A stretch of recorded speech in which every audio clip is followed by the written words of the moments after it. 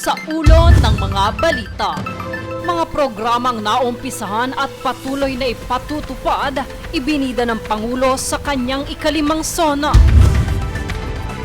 PBBM, pinatatanggal ang system loss na ipinapasa sa mga consumer. Hack Silica, inaasahang makatutulong sa ekonomiya ng bansa.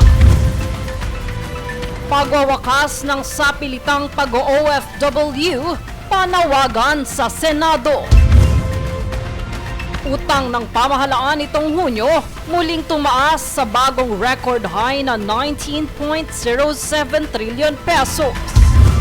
Hatas at pantay na balita, komprehensibong ulat para sa pulso ng masa.